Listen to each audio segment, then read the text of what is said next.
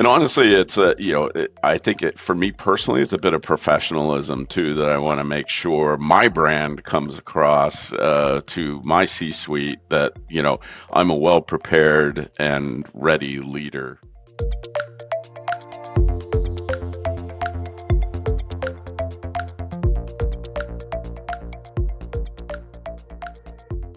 Welcome to the Leadership Laboratory podcast. My goal is to deliver valuable content you can listen to in the amount of time it takes you to drive to work so you can earn a return on the time you invest here and immediately apply what you have heard.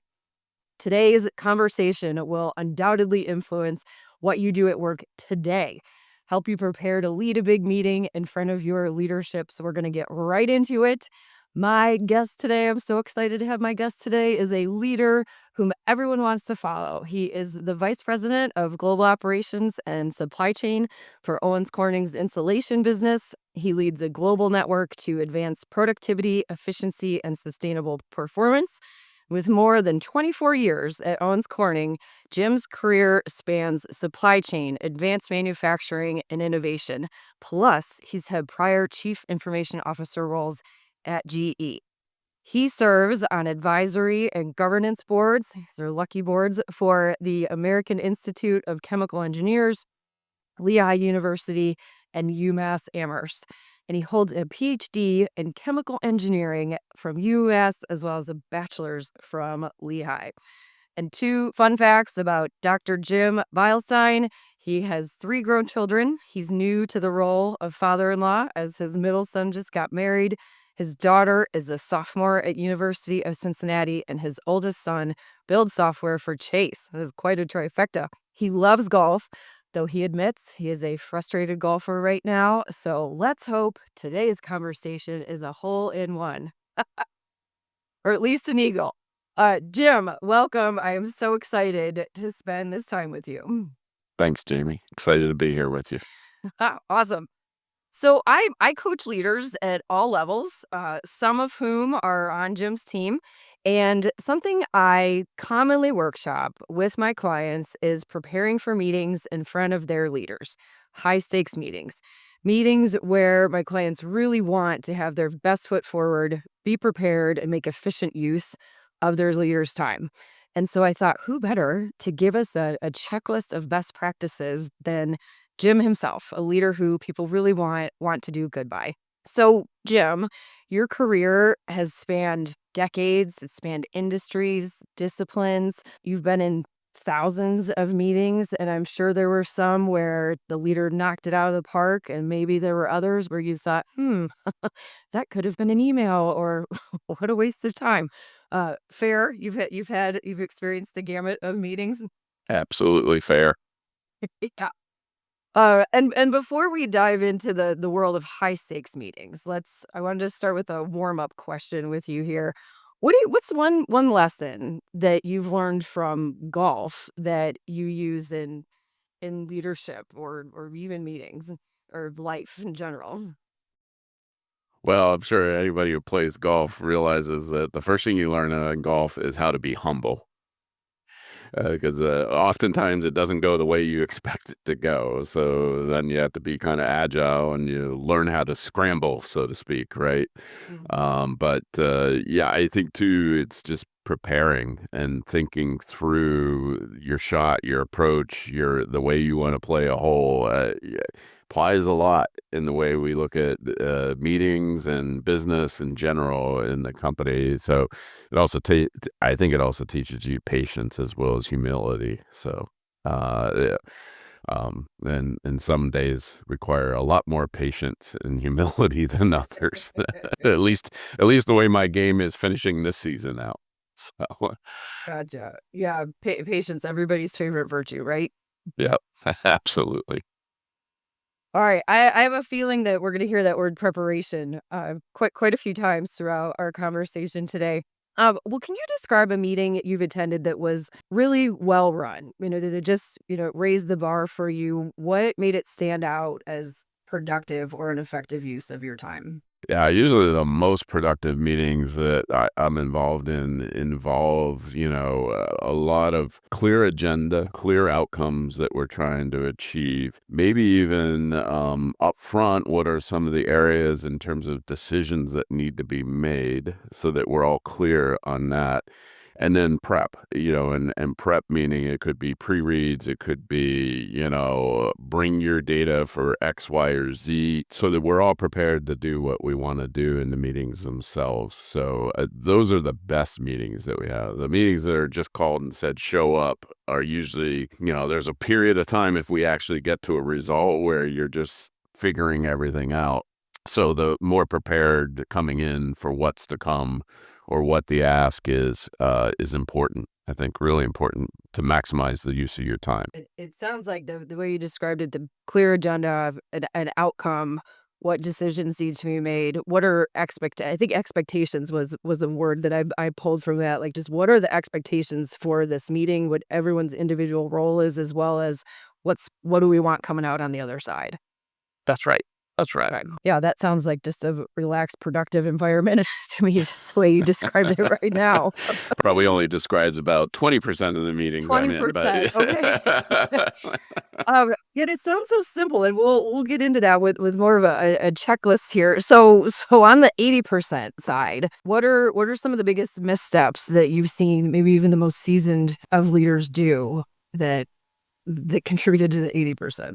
Yeah, and I mean, and I'm certainly not free of guilt myself at times on this. It itself is bringing a group of people together and not being really clear what we're doing. I mean, or you simply put a meeting header on the request, and everybody's left to figure out to their own devices what we're going to do, what we're trying to accomplish, etc. We're trying to, and I'm personally trying to practice it a little bit more too. Is it, are we having a meeting to make a decision? Are we having a meeting to just inform or update people on things?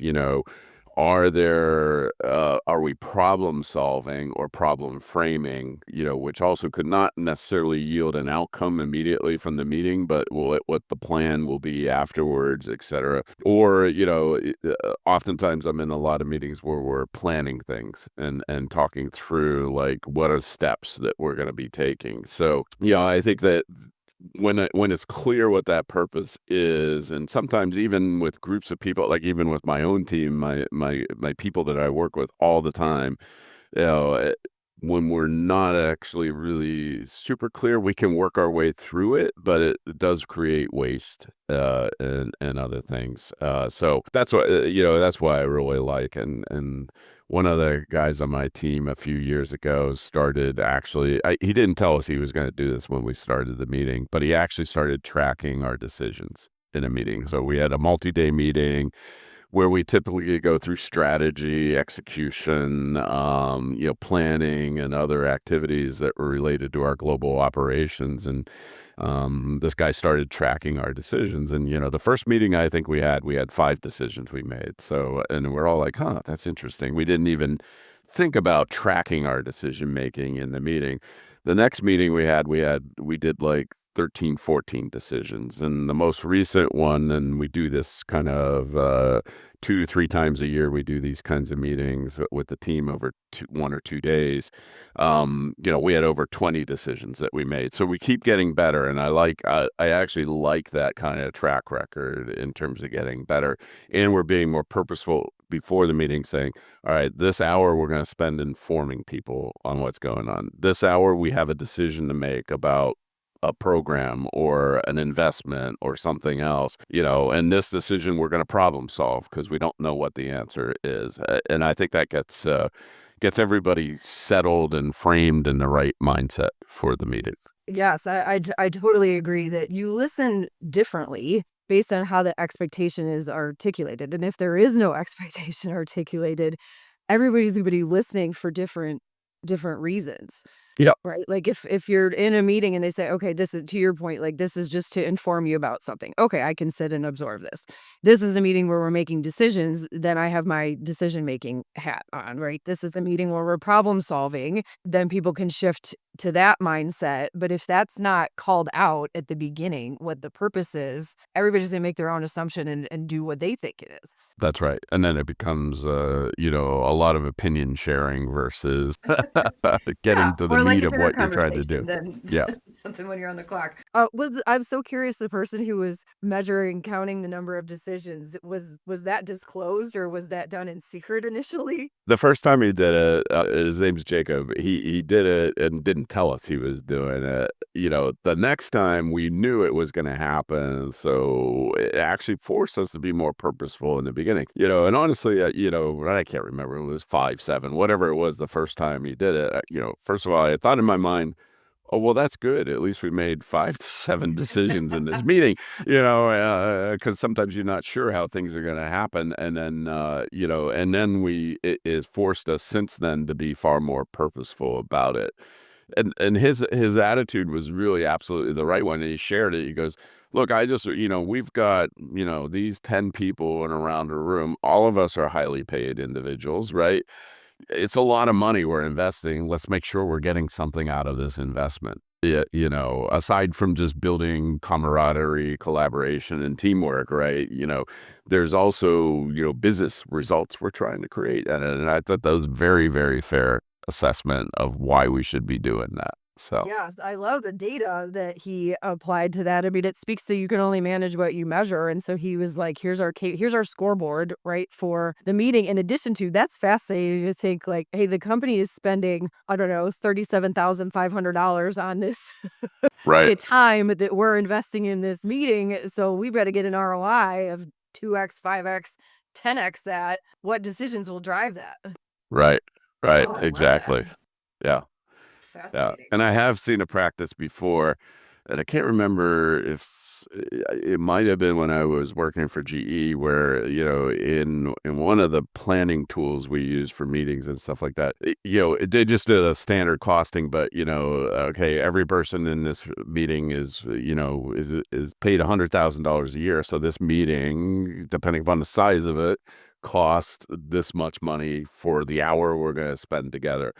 And sometimes you think I don't think you think about it very often like that, but it's now become a little bit more of a dialogue in certain cases where when we have certain executives together, it's like we're spending a lot of money. We better do something coming out of this meeting, right? Yeah. Yeah, I totally agree. That's a fascinating approach. Well, and what's interesting too with AI is that if you were to record that meeting and have a transcript of the meeting, you could upload that transcript to AI and say, "Tell me how many decisions were made in this meeting. Tell me how many problems were solved." Yep. Like I've track. used those tools quite a bit in Copilot recently. We've turned them on in the last 6 or 8 months in Owens Corning, and I use those tools actually a lot. Whether sometimes if I have to be late to a meeting because what have we talked about so far? What actions have come out of that? It does a really nice job of summarizing it. So it's a really nice tool. I like that tool in meetings. Yep. Yeah, save everybody time and create efficiency. Yep. How much time do you think is appropriate to spend preparing for a meeting? Yeah, I think it depends a little bit on the level of the meeting that you're having, right? I mean, you can be a little bit more flexible and agile, I think, with your own teams or your peers, right? Mhm. Because you're working together constantly kind of side by side. But for example, when I meet with our executive committee at Owens Corning, I spend quite a bit of time preparing. One, we always have to generate pre-reads for those meetings. So, and I think it's really important to be purposeful about pre-reads, the content, even to the point of appendixes and anything else that you're adding and supporting information. You have to be very, very purposeful about it, in terms of the messages you want to convey, the decisions and data you want to share, and how it drives the story you're trying to tell or the action you're trying to drive. And then, and then even typically I may practice a little bit the night before, just making sure that my messages as I would say them come out clear. And I'm not a big person for meeting notes or anything like that. I don't want to come across scripted or reading from PowerPoint slides. So, it's about organizing my own thoughts going in. I prefer PowerPoints with a lot less words on them, and I rarely script something unless it's a board meeting or something like that I have to be even more purposeful about. But I just say you got to tune your work to your audience, honestly. Yeah. Yeah. So if I'm hearing you correctly, the higher the stakes, the more preparation is Yeah. is And appropriate. sometimes you think about it too. I mean, when I was in R&D, for example, very complex concepts you're trying to explain, maybe even teach, inform as part of decision making, and I think that requires quite a bit of prep in order to make that happen well, to get that clarity that you need. Mhm. To frame the storytelling to your point per your audience, and you might have some diversity in your audience. So telling the story in different ways, using different visuals or approaches is not something you want to be doing on the fly. Yeah, exactly. Because I mean, typically in an R&D conversation, you would have, you could have product and marketing people along with scientists and engineers. So it's a gamut of ability to connect to the dots on different technical and non-technical topics. So Absolutely. Absolutely. So some hearing themes of things we could actually put on a checklist for meeting preparation. What do you think should be on that checklist? You've mentioned pre-reads, you've mentioned you did saying it out loud, don't letting it just live inside your head. What do you think makes for a good checklist? yeah, I'd start probably number one on the checklist is, clarity on outcome or result you want from the meeting. Number two is the audience. In cases where you get to plan the meeting, who is the audience you need in that meeting to do it right. In cases where you're given the audience, then I got to make sure I'm tailoring the meeting to the audience itself, and then kind of work through, our pre-reads necessary based on the content we have or the group that the audience that I'm speaking to.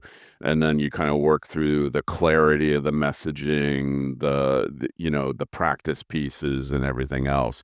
And I think you just ratchet it up and down based on, how the groups you're working with and the decisions, scope, scale, breadth of the decision you're trying to get made. And do you think so I heard you say clarity on the outcome, the audience, just consideration for your audience, whether it's been given to you or you are inviting that audience in, the pre-reads, and then clarity on the messaging, even the practice. Do you think there's even value in a bouncing idea, like having a pre-meet, like a practice meeting in some cases, like a dress rehearsal almost? It can be. Yeah, I think it certainly can be. And certainly for, the higher up in the corporation you're having a meeting, the more likely you're going to do that. I like to think personally that that can sometimes be a waste. And I think you have to be conscious of it. Mhm. Because if you do the right prep, the right pre-reads, and the topic is recent and relevant, that people should know, it could know what you're going to talk about. And doing a lot of pre-meetings and pre-alignment and everything is added complexity and Yeah. time that may not give you as much value as that. But certainly the higher up in the corporation, we're having these kinds of discussion, alignment with key stakeholders and everything going into a meeting, not necessarily because you're trying to organize them to give you the result you want, although there's a piece of that, right? But just so that they're not trying to be making really quick in the moment decisions when really they may need to think about it a little bit deeper and what the impact is in their areas, their resourcing costs, whatever it might be. So yeah, So again, I think you have to really think through the audience, the topic, the complexity, etc. So I've done it all. I try to be more focused so that we don't have to do a lot of extra meetings, meetings before meetings, to actually do the same thing over and over again. But, I think there are cases where where you have stakeholders or others that aren't as connected to the work, where it actually helps quite a bit to do that pre-meeting so that they're not coming in cold, blind, or less informed than others in the meeting. Mm. It almost sounds like an opportunity to do some stakeholder mapping prior to your meeting to consider who's in it and who would need what. Because we need to find the Goldilocks approach with this, because too much is overkill and a waste of time and redundant. Too little could lead to wasting everybody's time, but there Right. is that sweet spot in the middle. So I think that actually is a good one to add to your checklist, is stakeholder mapping, right?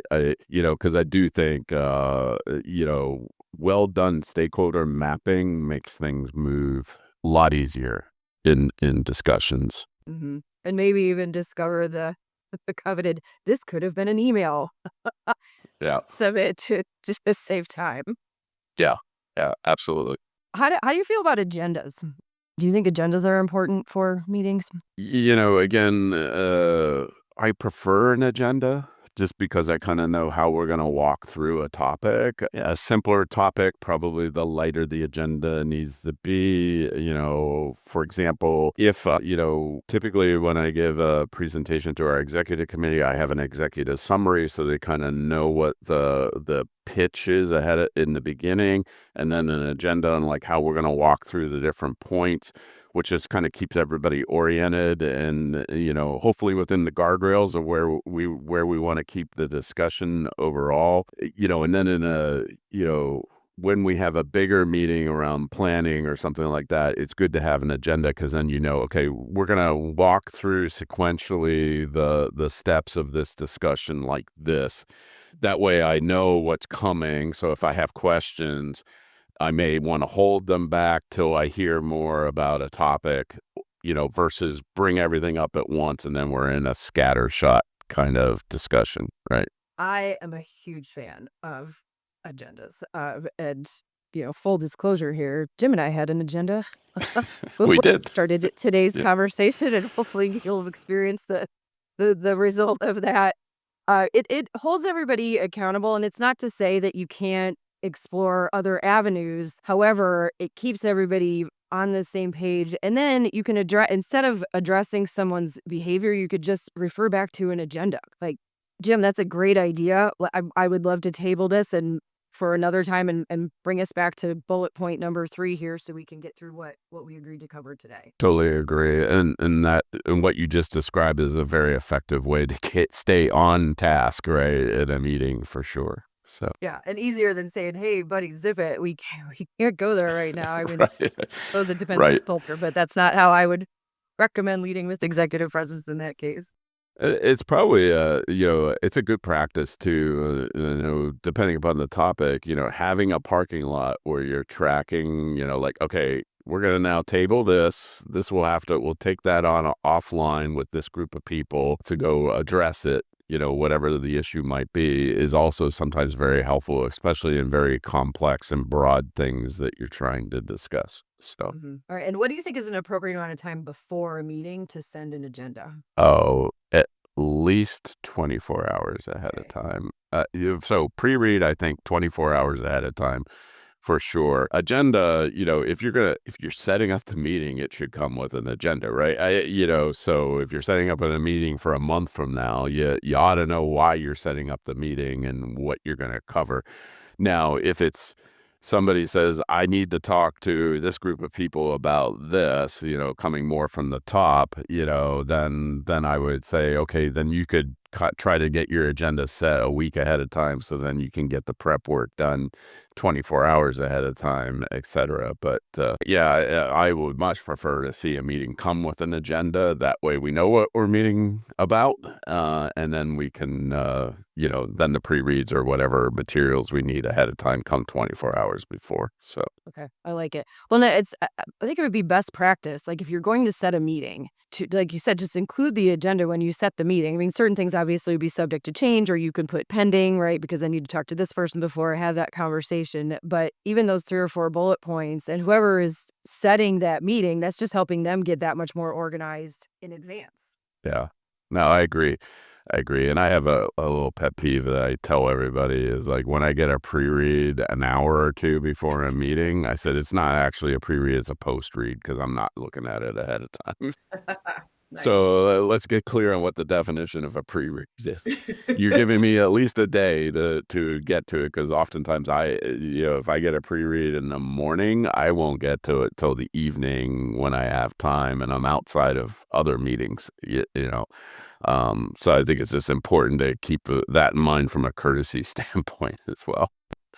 All right, so I want to tell you what my inner monologue is saying right now that I sent you the pre-read 48 hours in You advance. did, yeah. So I'm like, phew, I'm exhaling. I think it was actually more than that, maybe even, but yeah. So I had a good chance to go through it, get grounded in what we were discussing.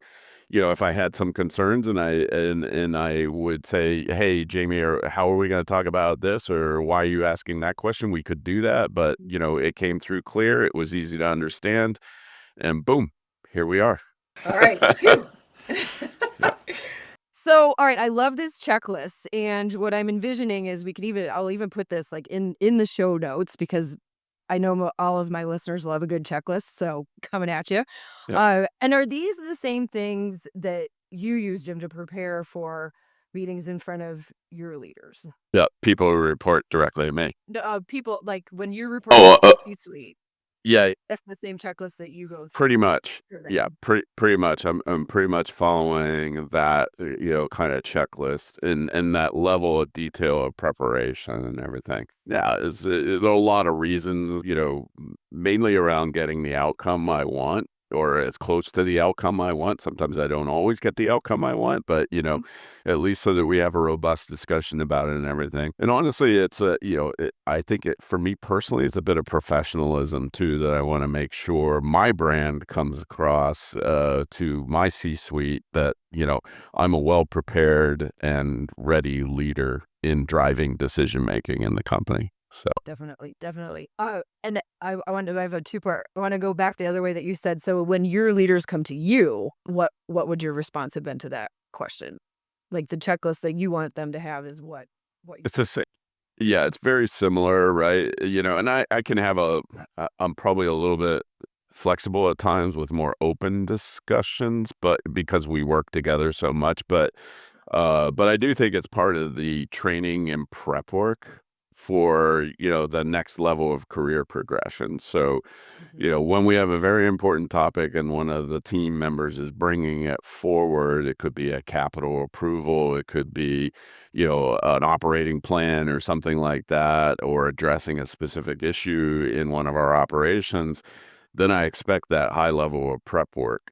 Because then that shows that they know how to organize the thoughts, the ideas, get to conclusions, and get support wherever they need it. So. Okay, so lead the meeting at a level even above where you are, and that's going to leave a really great impression. Yeah, for sure. Your professionalism comes across very clear, your preparation, your attention to detail and everything, which, the higher you get in your career, right, the harder it is because your breadth and scope is wider, to keep organized that way. So, From a coaching perspective, though, that's a really interesting mindset shift is as you're preparing for this meeting and let's say you're a VP, put on your hat as if you were an SVP. How would the SVP be leading and then craft your plan that way? right, right. Interesting. Yeah, I think so. And every company has a different culture. We're a much more people-centric culture versus work process culture at Owens Corning, as you know. So relationships are important in our decision making and everything. So we're less structured from a business process way, but that means you have to come prepared because not only are you trying to get something done, you're bringing yourself to the meeting, and one, we want you to be authentic, but two, you're also being evaluated honestly at times. Yeah. Well, So and yeah, that's good to know. I mean, you've got a stage for a variety of reasons. yeah. Do you ever get nervous before? I mean, you've been doing this a long time, but do you ever get nervous before meeting? In the beginning, absolutely. Yeah, a little less so now. I mean, but I also know there's a couple things that I know. Almost any topic that I bring forward, I know more about than almost anybody else in the room. So I build myself up from a confidence level around that. Two, if I do all the right prep, which I'll ensure I do, I know I'm ready, right? Doesn't mean I won't get thrown a question that I'm unprepared for or didn't expect or anticipate. And one of the things I do, especially if I'm going to our executive committee or board, that I try to prepare for ahead of time is I actually work through what I think the questions are going to be from the group. So I actually ask myself what I think the questions will be so that I prepare for the answers. And I actually spend more time doing that than actually how I'm going to pitch the content. Interesting. And I think that also helps you get ready, get yourself steeled and ready for questioning, maybe even difficult questioning. The better you get at that kind of preparation. And then you get into the meeting and oftentimes you're like, wow, they never asked me that. So, good. I'm over prepared. So the rest was Yeah. easy, right? So Well, that's a really good flex of your empathy muscle, right? Or the empathy skill. Like put yourself in their shoes, like through their eyes. What are they going to want to know, and then have that answer prepared. What do you do in a meeting when you ask a question of one of your team members, people who report to you, and they don't know the answer? What's a way that demonstrates executive presence, or that you're okay with it when they're like, I don't know, or the opposite? What's when they say I don't know, and you're like, man. yeah, I was trying to run through some examples in my mind right now. I mean, a lot of times I say, well, we need that answer. You need to go get it for it and come back, either via email or whatever, depending upon how urgent it is. Sometimes, that's an opportunity for feedback and reinforcement that this is the kind of information I expect you to have at your fingertips, you know, and that becomes more of a feedback kind of discussion.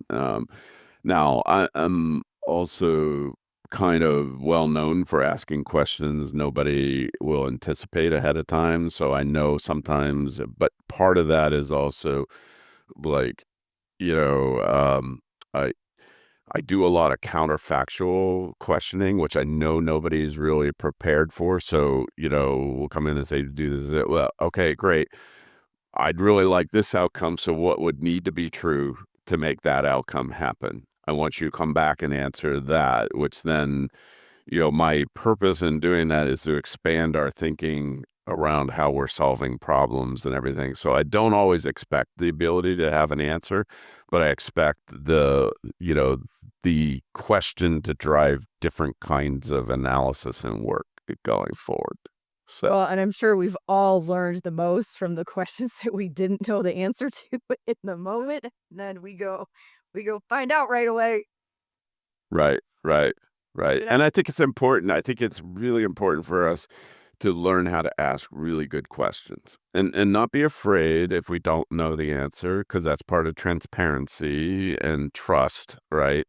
Is to be able to say, I don't know the answer, but I know where to go get it. Or I'm going to have to go do some research on that, depending upon what the question is. In the world of AI now, today, the highest skill in using AI is prompting. And prompting is about asking the right questions. So as a society, as a business, as whatever you want, whatever context you want to put into it, to use AI tools effectively, we have to be able to ask better, deeper, more layered questions, because otherwise you get very surfaced answers that don't really help you with what you're Right. doing. Or lead to solutions or innovation or anything that you're truly trying to achieve. Exactly. Yeah, one of my clients, she was preparing for her first. She earned a promotion, and she was preparing for her first meeting with VP levels, and initially was very nervous about what if I don't know the answer to a question. And then as we worked through that, she reframed it that she had her response prepared, right? If she didn't know it, and it was something along the lines of, "That's a great question. I don't have that data point right now, but I will get back to you by the end of the day." Also, she reframed it in her mind that she was like, if they only ask me questions that I already know the answers to, maybe they're not doing the job at the level where they are, right? They should be asking me things that I don't know. And then again, her response and her ability to demonstrate resourcefulness is what she was leaning to be able to go in with confidence, realizing that no one's ever going to have all the answers to all the questions. Yep. Absolutely. And it's better to be honest and authentic than to try to make it up on the spot. And we've all tried it, right? That, I think back about years ago where I've tried to answer a question on the spot with just intuition or something else, and it doesn't always, it rarely goes great. And everybody can sense the squirm factor, right? That's right. That's right. Well, I have a couple questions from the audience. Okay. A few people knew I was having this conversation with you, and so I want to be sure to communicate these, and then we'll go into our lightning round questions and be respectful of the time that was laid out here on our agenda today. Question number one is, what leadership qualities are most critical for driving long-term strategic success? That might be a whole other Yeah, conversation. that could be a whole nother podcast, right? Yeah. Yeah, and we were just doing training on this week with some of our plant leader cohorts. I think it begins with being able to ask really good questions. I'll go right back to that because Okay. strategy is a lot about projecting and anticipating what's coming in the future, and being aligned to that. And leveraging new things that are coming into your space, whether it's technology, processes, capabilities, etc. So, I think that it's really important to be able to ask really good questions and anticipate what directions you want to go. Because really, when you're working on a strategy, you're setting a direction. Doesn't mean you have to have all the answers. Doesn't mean you have to have every step mapped out. But I think it's really important to be kind of framing things in terms of the direction you want to go and how it aligns to the business goals. And once you do that, then along the way, you just keep asking more and more questions. And as you learn, you make adjustments. And yeah. So it's not a matter of having all the answers, but it's a matter of having the right questions and leading with educated curiosity. Exactly. Yeah, good way to describe it. Thanks for teeing it up. All right, and then second question, that is, I can hear like this must be one of your proteges because this is a counterfactual question. Hmm. What would need to be true to allow you to delegate what you currently run to free up your time for higher priority work? Yeah, really good question. One that I'm working through right now. Um, yeah, I think there has to be a level of trust for sure, right? To give anything up, you have to have trust in the persons you're giving that authority, that decision making right to, etc. So there has to be a lot of trust. I'm looking at capabilities of like, is the analysis capability there? Is the understanding of the business and what we're trying to achieve there? And then is it good in terms of communication, and do we have the measures and metrics in place so that at least I can keep track that and make sure that we're moving in the right direction. If all those things exist, then it's easy to give up. And I do give up quite a bit of decision making authority in my organization because I just can't. I have 35 facilities around the world, 6,000 people. I can't be in every single decision.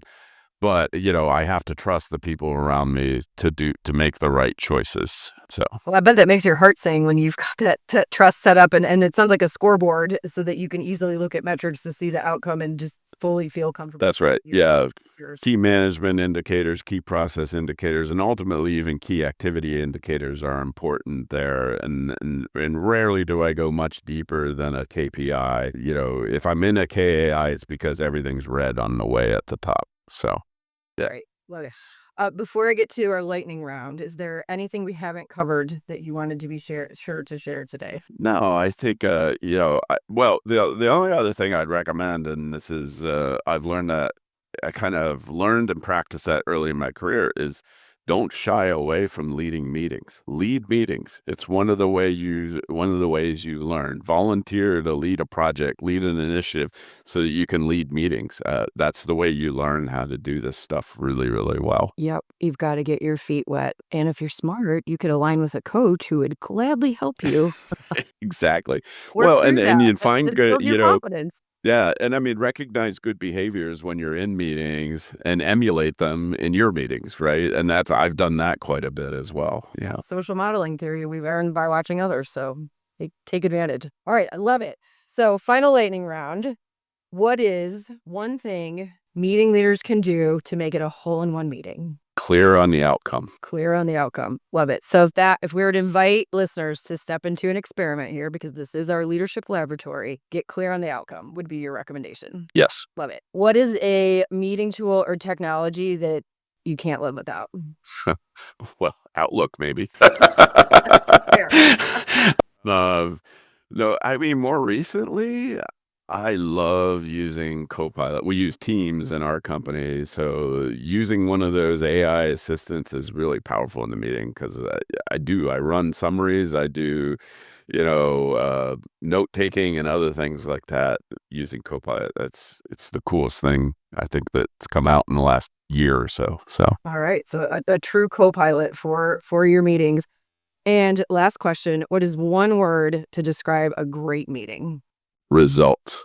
Mm, results. I love it. How do you think our results are today, Jim? I hope they're good. You're the outcome generator in this meeting. I hope I hit your result. Look at the eye, and I already want to look at the count of how many times we use the word prepared or prepare or preparation, any version of it. Yeah. Well, thank you so much. I know your time is super valuable, and I greatly appreciate the time that you spent with us. And listeners, oh my gosh, I bet you've got copious notes from today's conversation. We're so excited to have you here today. Remember that if you want to bring this conversation to life and go deeper with this, a great place to come practice is in the Leadership Laboratory. And as a valued listener, a gift for you today, you can always use promo code podcast for $100 off of your membership. That's promo code podcast. Bring this conversation to life and have a supportive environment to practice the skills that Jim shared with us today. So thank you for tuning in, and your feedback means a lot. So please leave a review, hit like, subscribe, or share this podcast with someone who would benefit from knowing what Jim shared here today. And until next time, keep experimenting, keep growing, and focus on progress over perfection.